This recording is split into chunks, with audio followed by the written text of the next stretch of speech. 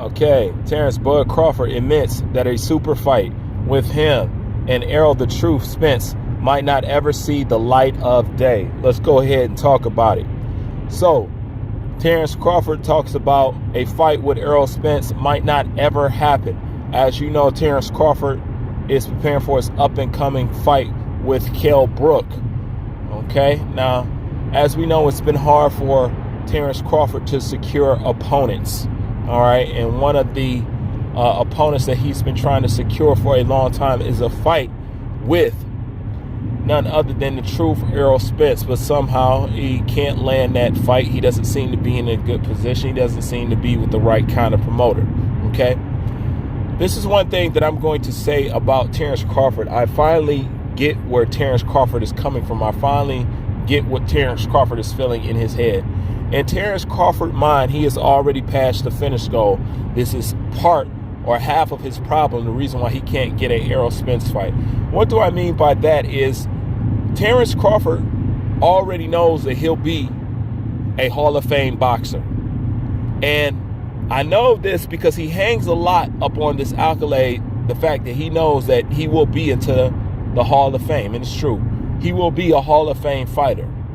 But he hangs everything up on the fact that, you know, he's an undisputed champion and he's going to be in the Hall of Fame. So he feels he doesn't have to work as hard to be able to get these fights. And his legitimacy is already solidified via undisputed, via the fact that one day he will be indoctrinated into the Boxing Hall of Fame. So he feels like he has nothing to prove. So he feels like he can pretty much just coast.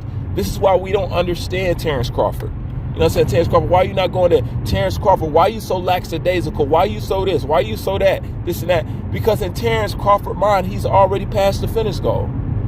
All right? To him, he's already proven what he is. He doesn't need to prove it anymore. Errol Spence is not going to help solidify him any more in his mind than what he has already done. Okay? And you can tell by that, by the way he's going about it. Think about this. Terence Crawford went all around the world only to face a Kell Brook, somebody that we have been suggesting that he fight in the first place when he couldn't get the Errol Spence fight.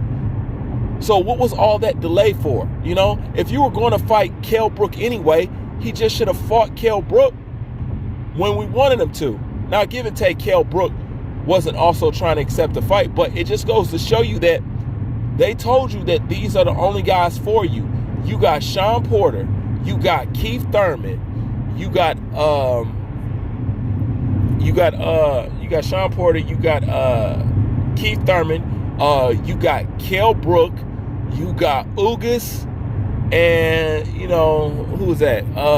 The Ray Robinson guy, you know, and they've been telling you that this is your only options. And Bob Arum trying to make it seem like he could provide something else for you. But look who he's fighting now. Kell Brook. Somebody that we told him he should have fought in the first place instead of chasing after Errol Spence. So, with somebody like Terence Crawford who's so meek and so lackadaisical, he needs an aggressive promoter. He needs an aggressive manager. For somebody that's as lackadaisical as Terence Crawford, he needs somebody who's the opposite of him, who's going to be a junkyard dog to get him these fights. Because Terence Crawford could easily, and believe me, easily turn the pressure up on Errol Spence. He could easily start making Errol Spence look bad. He could easily start tweeting. He could easily start dropping shit on Instagram. He could easily start doing shit that's going to make Errol Spence, you know, look, you know, less than flattering. And I think in this boxing game, he's showing too much respect. I understand. He said, if I beat him now, if I beat Errol Spence now, you're going to be like, oh, well, that's because he's coming off an injury and stuff like that. Terence Crawford, you don't have the luxury. You don't have the luxury because you finna fight Kell Brook, and as soon as you get done beating him down, they're going to talk shit about you fighting him. They're going to talk shit about no matter what you do. But the point is, Terence Crawford is getting older, and we still won't see him in that super fight. But the reason why he's so lackadaisical on it, because he's already seen himself as a Hall of Fame fighter. So to him, he has nothing to prove.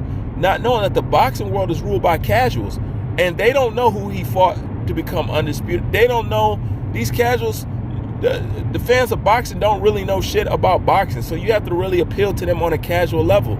So while the hardcore boxing fans know about this and know about that, this is still a sport that's driven by casuals. It's not driven by hardcores, it's driven by casuals. So with that being said, Terence Crawford needs to get with a promoter that's more aggressive than him. And it doesn't help that you got with one of the worst promoters that there is to be with, because he doesn't want to pay anybody. He's always trying to starve these fights out of money, and that's why fights don't get made. On top of, Bob Arum firmly believes in promoting white fighters over any minorities. He firmly believes that. So that's another bag steak for you, for a reason why you shouldn't have signed with Bob Arum. But nonetheless, you made the mistake and you signed with Bob Arum. What doesn't make sense is re-signing with Bob Arum, knowing he has nothing for you. Knowing he has nothing for you. And it's not a mystery. This is the fact. It's not a mystery that you'll be paid more going to PBC. It's not a mystery. See, we talk a lot of shit about PBC fighters. You want to know one thing the PBC fighters never complain about? Getting paid. They never have financial problems. Say what you want about these guys, but they're paid boxers. I think that's safe to say about PBC fighters. They're paid boxers. Some would say paid beyond their worth, but they're paid boxers. You know, so if the bottom line is your family, you say you do this for them and you taking care of them, over at PBC, they'd have paid you more. And you'd have got more of the fights that you wanted. At first, I didn't agree. I'm like, man, you can go whatever you want. Everybody don't got to sign to Al Heyman. Everybody ain't got to sign. Now, I was wrong. And I'm still firm. Everybody doesn't have to sign to Al Heyman. However, when you're in the 147-pound weight division, it would be wise to. It really would. And you knew that then.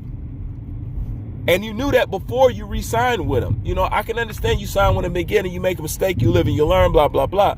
But then the re-signing, it doesn't make sense.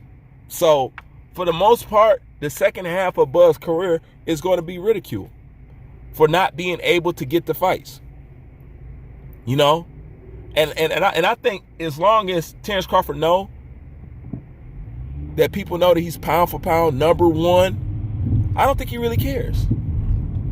I really don't think he cares, because like I said, Terence Crawford could have easily done what Teofimo Lopez did to get his fight. As you see, it started to work. Hell, Terence Crawford and Errol Spence, the little run-in that they had on a little Ellie Setback show, that was one of the most watched video clips of the year right there. You know what I'm saying? That confrontation was seen around the world. Everybody was buzzing about that. Everybody was buzzing about it. You know, so Terence Crawford could easily do it. He just doesn't feel like he should have to put in that work no more. You know, because he feel like he already solidified himself. And you know what? At the end of the day, that's his prerogative. But I can say, as a fan, I didn't get to see you in the kind of fights that I wanted to see you in.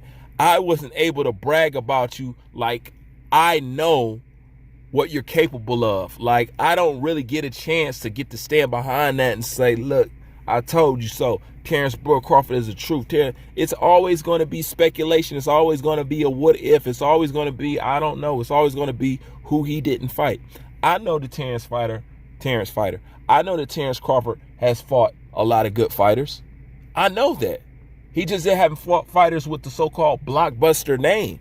You know what I'm saying? But hardcore fans know that. But once again, we a sport that's ruled by casuals, man. And Terence Crawford, to me, second half of his career is disappointing. Because when you was doing that whole undisputed thing, at the time, I didn't really know who you was. And I wasn't really paying attention to you like that. I didn't start paying attention to you till you got to a 147-pound division. Which probably, that's the case with most people. So I didn't get to see you in your splendor. You know what I'm saying? I didn't get to see you, to me, in your head. I didn't get to see that mean streak. But you know what? The bottom line is this. I don't get to see enough of Terence Crawford. Terence Crawford is the kind of fighter that I would like to see fight 3 times a year, at least twice a year, at least. So if you're not going to give me the fights that I want, could you at least fight frequently so I can see you, you know what I'm saying, put your craft together and stuff like that? Because I understand that I don't get that, but I like to just see you fuck people up. You know what I'm saying? But I can't even get that out you. You know, none of these fighters fight enough, but Terence Crawford is definitely a fighter who can fight 3 times a year. He's definitely one of those fighters that can do it. But anyways, that's my thoughts on it. Bruce Wayne, I'm out.